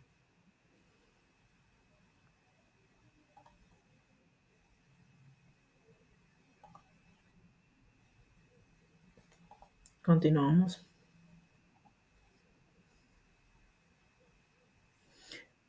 Hablamos de Fialtes aquí.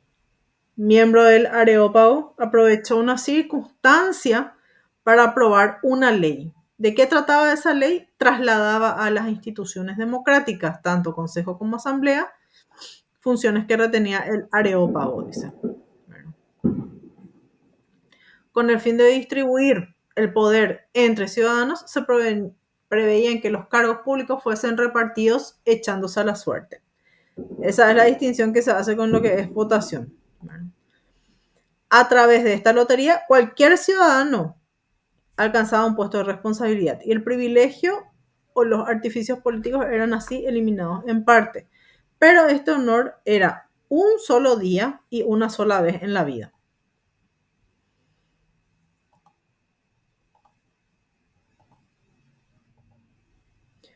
La organización social de los atenienses la tenemos como campesinos también que podían acudir al ágora para poder participar en los asuntos de las polis, pero no residían en el famoso Asti o el centro urbano.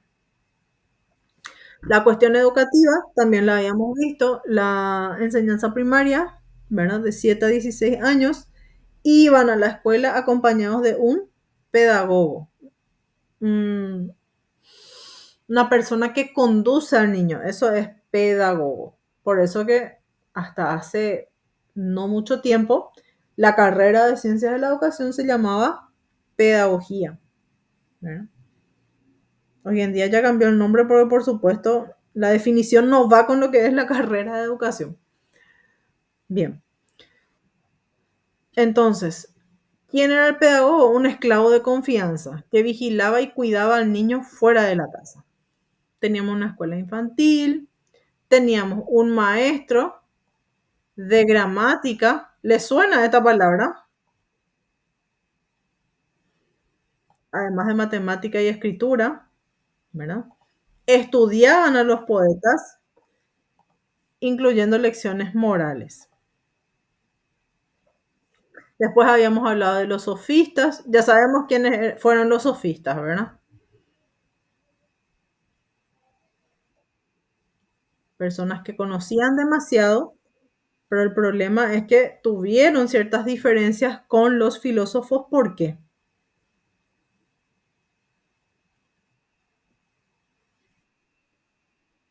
Aparte de cobrar, no es que estaban enseñando algo que era real, o sea, algo que, o sea, la verdad. Exactamente, claro. De ahí viene la viveza, por supuesto, porque ellos adecuaban los discursos, ¿se acuerdan?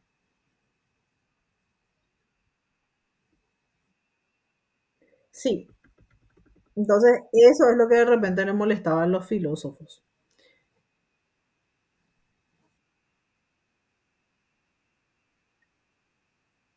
Sí, y acá está. Los sofistas, dice, se asumían como dueños de la verdad. Hicieron un oficio redituable, justamente, cobraban mucho dinero como oradores, pero no eran humildes. Entonces, ese fue el problema también con los filósofos tradicionales, ¿verdad?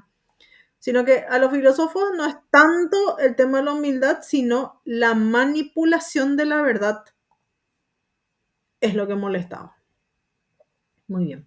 Entonces, después tenemos la legislación de Licurgo. Le tenemos a Licurgo con el representante de la parte o de la cuestión política de Esparta.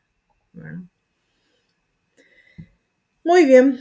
¿Qué tenemos en Esparta? Le tenemos aquí a, por un lado, una diarquía, es decir, dos reyes.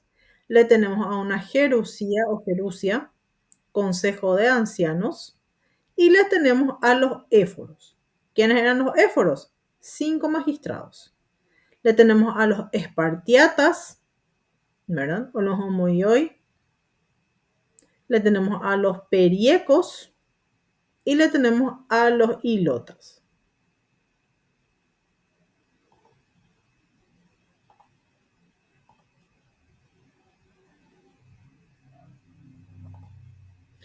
Tenemos una organización social que fue lo que ya fuimos explicando un poquito anteriormente.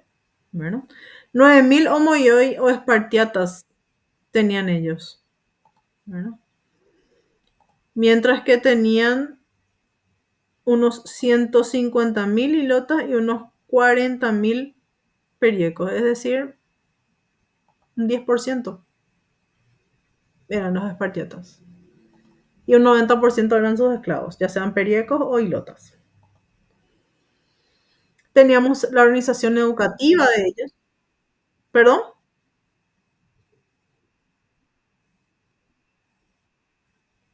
¿Hablaste o me pareció no? Te escucho.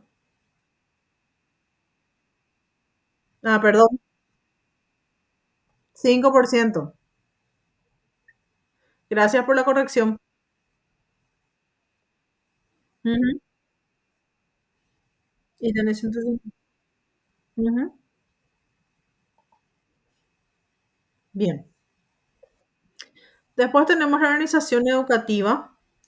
El ciudadano pasaba bajo tutela directa del Estado, eso nosotros ya vimos también, ¿se acuerdan? Que decía que los padres no eran los responsables, sino justamente el Estado.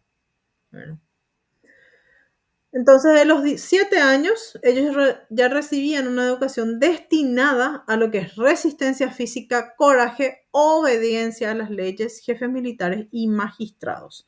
Los niños se instruían juntos hasta los 12 años con las niñas y participaban de ejercicios, gimnasias, competiciones. Las niñas continuaban con una educación en letras hasta que se casaban, generalmente a los 18 años. Los niños pasaban a vivir en los barrancones donde iniciaban la formación militar. Entonces, si no había una expedición bélica, vivían en cofradías compuestas por ciudadanos que eran parte de una unidad de combate. Comían en comedores colectivos, se incorporaban al ejército a los 20 años y eran licenciados a los 60. La vida familiar, al menos ellos lo tenían reducido al mínimo. Bueno. Y para cerrar, tenemos a las guerras médicas. Gracias a quién se conocen las guerras médicas.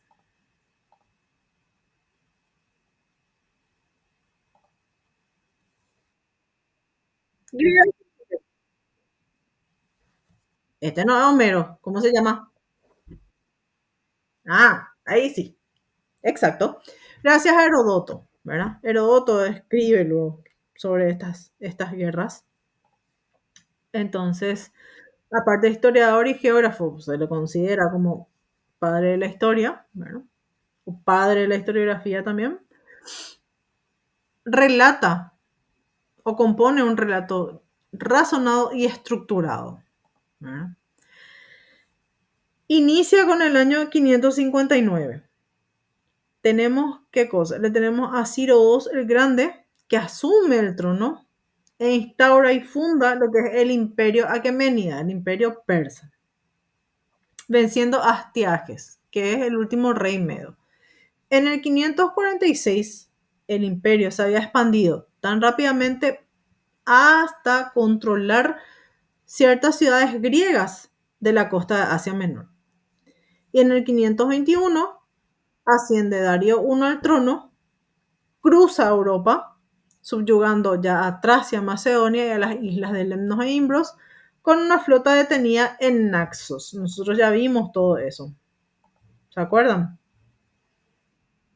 Lemnos e Imbros y, y la flota que se detiene es la que está aquí, Naxos. Bueno,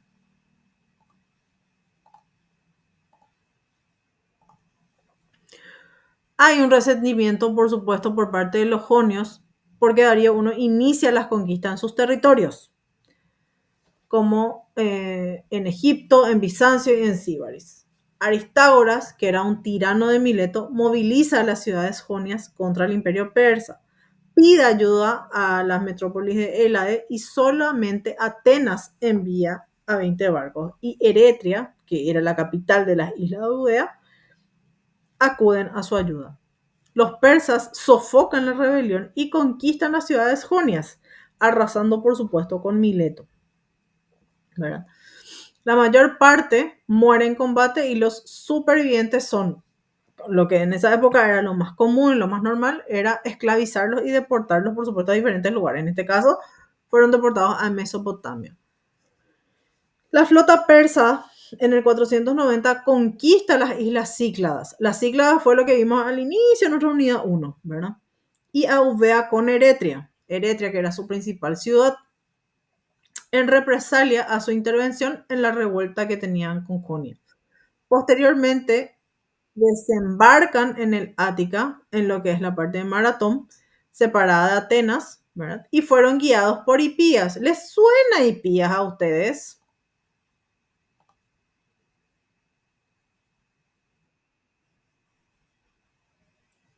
Muy bien.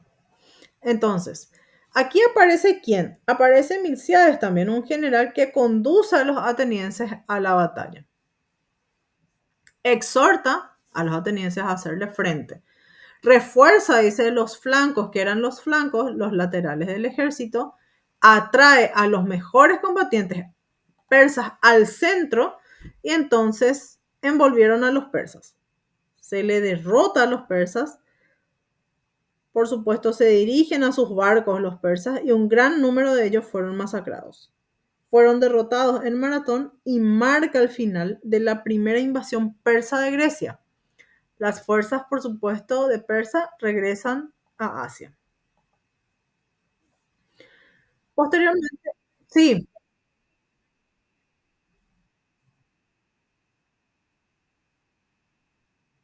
¿dónde?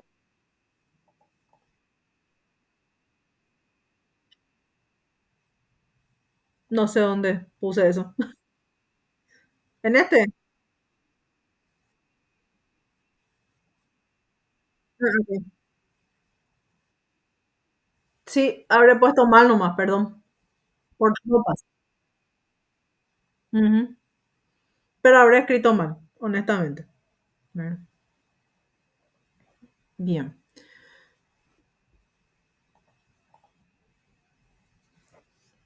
Posteriormente aparece Temístocles, ¿verdad? Toma las riendas de Atenas. Estos representantes que tenemos en el 481 firman un pacto militar, Atenas y Esparta, que son las dos polis más importantes que siempre vamos refiriendo, ¿verdad? firman lo que es la Liga de Delos. ¿Por qué? Porque esto fue firmado en la isla de Delos, justamente, ¿verdad? ¿Constituida para qué? Para poder protegerse de los posibles ataques de los persas. E incluye entre, dice, 150 a 330 ciudades, estados griegas, del Ática, de las islas del Mar Egeo y del Asia Menor. Claro que después vamos viendo que, por supuesto, con el tiempo, varias polis van queriendo dejar esta liga. Y en realidad, ¿por qué? Porque todo el oro, ¿verdad? Toda la plata, no es que ellos podían de repente llevar, qué sé yo, barcos o militares o cosas así, sino que no, tenían que pagar, o sea, tenían que dar un tributo. Entonces, ese de repente es el enojo de ciertas polis, ¿verdad? Por eso es que querían salir, pero no era tan fácil salir. Para la Segunda Guerra Médica le tenemos ya a Jerjes, el hijo de Jerjes I, el hijo de Darío, ¿verdad? ¿Qué hace él? Había sofocado un levantamiento egipcio y dos insurrecciones de los babilonios. Reúne contra Grecia un ejército y una flota importante. Atenas y Esparta lideran la resistencia griega con más de 70 polis. Sin embargo, la mayoría de las ciudades permanecieron o neutrales o se sometieron a Jerjes. El avance persa es bloqueado en las Termópilas, que era un estrecho, y en el 480, por Leonidas I de Esparta, Heródoto sugiere que hubo como unos 6.000 soldados, entre los que figuraban 300 hoplitas espartiatas, que esto creo que llegamos a mencionar también en clase y llegamos a debatir incluso, ¿verdad? Muy bien. Tras la derrota entonces de las Termópilas, tenemos la batalla de Salamina, que fue un combate también naval que se enfrentan los griegos contra los persas. Temístocles le teníamos por el lado griego y a Mardonio lo teníamos bajo las órdenes de Jerjes I. Entonces fueron derrotados y la flota helena se formó, atacó y logró la victoria en Salamina. Esto era más o menos al mismo tiempo. ¿Se acuerdan que Termópilas dijimos que era una tierra? O sea, perdón, que era una pelea que era en tierra, mientras que la de Salamina fue naval, ¿verdad?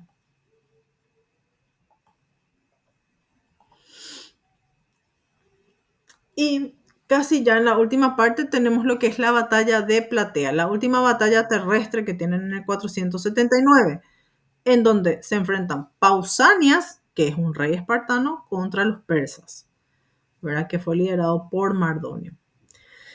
Los persas también tenían su campamento y hubo una batalla de Micala en agosto del mismo año. Desembarcan los griegos, atacan el campamento y los derrotan de manera contundente. Derrotaron también en una batalla que se llamó Eurimedonte. Esta victoria debilita a los persas, que pasados unos pocos años fueron obligados a aceptar la famosa paz de Calias, poniendo el fin del conflicto, acá dice para siempre, pero después estuvimos viendo que si bien no hay una tercera guerra médica, sí hay unas cuantas insurrecciones, unas cuantas peleas que fuimos viendo, ¿verdad? Entonces, en muchos lugares te dice, sí, hay una continuación de guerras médicas, ¿verdad? Después de una revuelta jónica y la primera y la segunda invasión de Persia, por parte de Persia al menos a Grecia. Bien, entonces hay una victoria naval en el 466 y terrestre de Atenas sobre Persia en Asia Menor, ¿verdad? Fue liderada por Simón y consolidó el poder naval de Atenas. Algunas ciudades como Naxos, que ya sabemos que es una isla, ¿verdad? Que está bien al sur, una de las partes de las Islas Ciclas, se rebelan contra el dominio ateniense. Aquí es donde está el problema, ¿verdad? Fueron forzadas a volver a la liga, que exigía tributos en lugar de contribuciones militares. En el 460 al 454, Atenas interviene en rebeliones egipcias contra Persia y el resultado es un desastre militar para Atenas, que pierde una gran parte de su flota. Entonces, si bien hay una paz de Calias, Persia perdió territorios en manos de los griegos y en el 450 estaban listos para lo que es restablecer la paz. La paz de Calias otorga autonomía a los estados jónicos, prohíbe el asentamiento de gobernadores de provincias persas en la costa del mar Egeo y prohíbe la navegación de barcos persas por este mar. Atenas se compromete a no interferir con posesiones persas en Asia Menor, Chipre o Egipto. Pero esta paz no va a durar mucho tiempo porque en el 431 ya iniciamos la siguiente guerra, que era la guerra del Peloponeso. Con eso damos por cerrado lo que es el repaso y la retroalimentación de historia antigua de Grecia y Roma. Bien, les pido 5 minutos y nos conectamos para arqueología, ¿está bien?